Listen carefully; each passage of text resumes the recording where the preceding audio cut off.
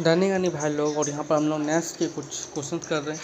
पहला क्वेश्चन है जिसका हम लोगों ने आंसर सही दे दिया था। इसमें बोल रहा है कौन सा फॉलोइंग हाईलाइट है जो एसिड को जल्दी करेगा। तो जहाँ कार्बोहाइड्रेट ज़्यादा स्टेबल होता है तो वैसे जो मिथाइल बहुत ही कम होता है तो ये होगा नहीं।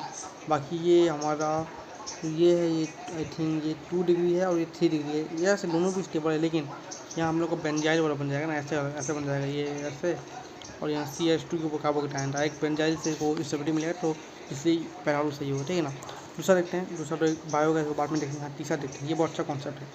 बोल रहा है कि कौन सा फॉलोइंग जो होगा H2O2 नहीं देगा हाइड्रोलिसिस पे।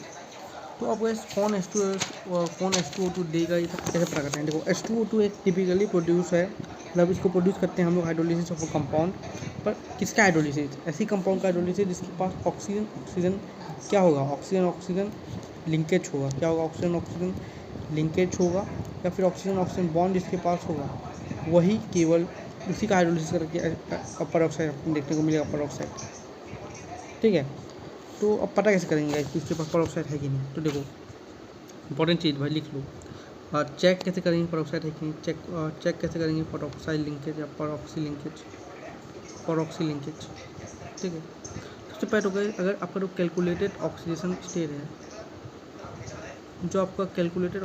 स्टेट है, अगर वो ज़्यादा आ रहा है उसके मैक्सिमम स्टेट के, ठीक है, ज़्यादा आ रहा है तो हम लोग का वहाँ 100% यहाँ पर ऑक्सी लिंकेज देखने को मिलेगा। ठीक है। अगर हम लोग का जो कैलकुलेटेड ऑक्सीडेशन स्टेट है वो कम आ रहा है या फिर इक्वल आ रहा है, वो ज़्यादा से कम आ रहा है, इक्वल आ रहा है मैक्सिमम से, तब हम लोग का नहीं देखने को मिलेगा, नहीं। ठीक है। तो देखते हैं पहला ऑप्शन, जैसे यहाँ H2SO4 है, यहाँ पर सल्फर का निकालते हैं। सल्फर का जो मैक्सिमम होता है वो होता है +6। देखते हैं क्या आता है।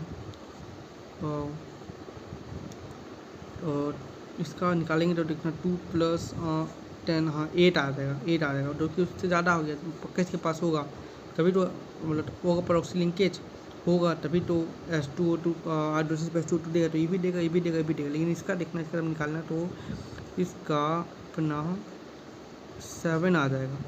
उस क्लोरीन का 7 होता है और 7 आ जाएगा, तो इसलिए इसका पर ऑक्सी लिंकेज नहीं होगा। ठीक है।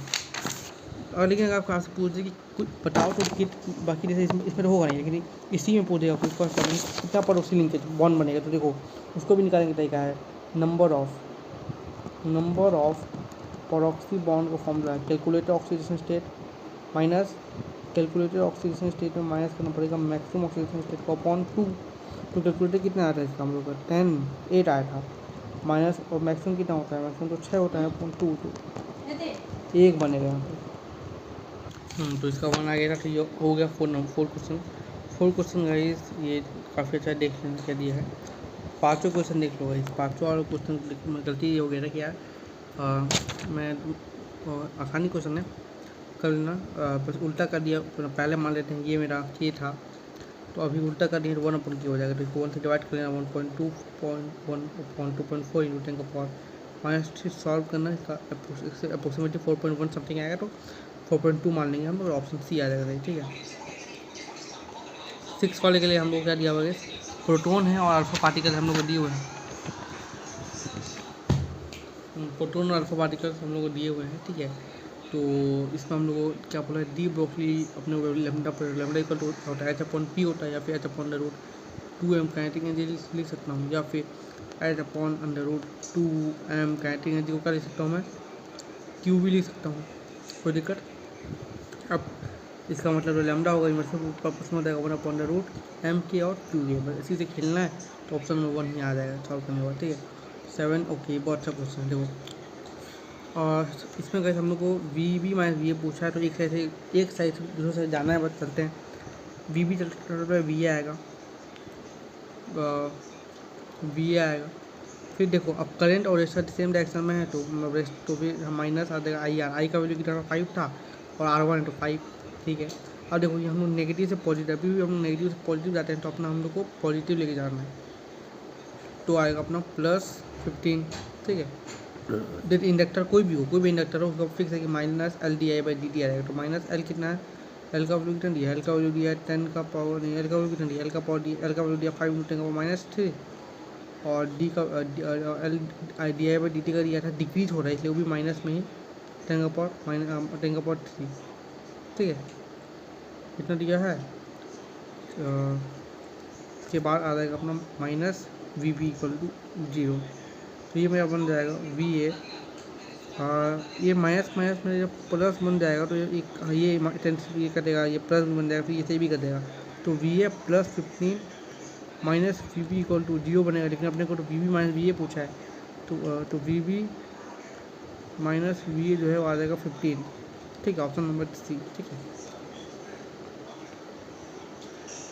नेक्स्ट ये भी जान लो इस pole strength of magnetic pole strength अपने पास पड़ा तो इस प्रोड्यूस हुआ जब मैग्नेटिक मटेरियल को, ठीक है, टोटल देखो टोटल मैग्नेटिक फ्लक्स के बारे में क्या होगा। टोटल मैग्नेटिक फ्लक्स जो होता है ये हमारा दो सोर्स से आता है, पहले एक्सटर्नल सोर्स से, एक्सटर्नल और इंटरनल। एक्सटर्नल से आएगा तो एक्सटर्नल पे ये आता है A.H, और इंटरनल से आता है अपना MP, मतलब ये पोल स्ट्रेंथ। तो टोटल फ्लक्स को डायरेक्टली हम लिख सकते हैं mu times of AH + MP। ये अप्रोच है डायरेक्टली ऑप्शन, या फिर अगर नहीं पता तो हम लोग को फॉर्मूला पता होता है इसका क्या है।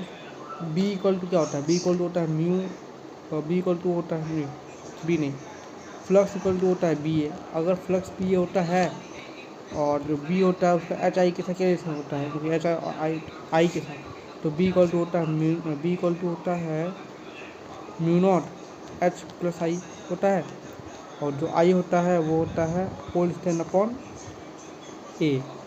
तो क्या करना है, इस I को वहाँ पर पुट कर देना है, पुट कर देना, उसको सॉल्व करना, तो यही आ जाएगा flux of formula, flux = BA में। ठीक है, ऑप्शन 1। ठीक है, 9 नंबर देखो, 9 दीजिएगा, इसे मैं गलती इसमें कर दिया था। G = क्या होता है, Gm/r², जिसको मैं लिख सकता हूँ G/del G = -2 del r/r, -2 del r/r, -2 del r/r decrease by 2 -2 del r/r।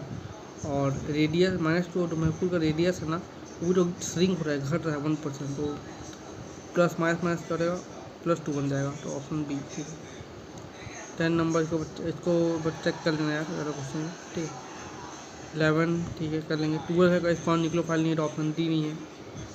Okay, इसी भी अच्छा क्वेश्चन है यार।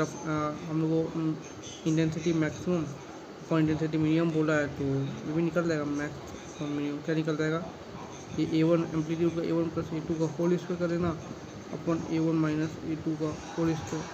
तो एम्पलीट्यूड पहले 6 है, दूसरे का 10 है, तो 16 का स्क्वायर अपॉन 4 का स्क्वायर। तो यार स्क्वायर कटेगा तो नहीं, स्क्वायर क्या कटेगा, स्क्वायर क्या कटेगा यार, 16 × 16 बन जाएगा, × 4 × 4, 4 हाँ, तो 16 जैसे वो ना रहेगा, ऑप्शन नंबर D। ये भी हो गया।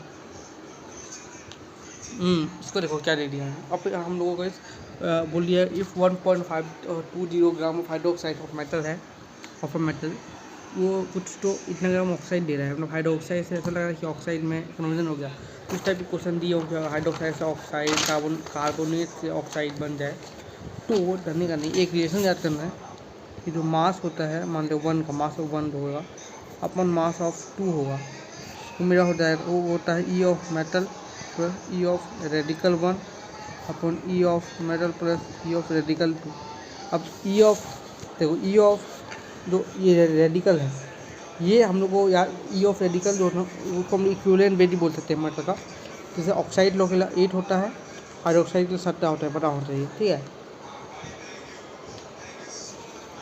तो 8 और 7 होता है, तो 8 और 7 को E + 8 लिख सकता हूँ, उसको E + 8, तो E + 17। और इन लोग तो जैसे ऑक्साइड वाले को मार्क दिया होगा उसको लिखे ना कैसे,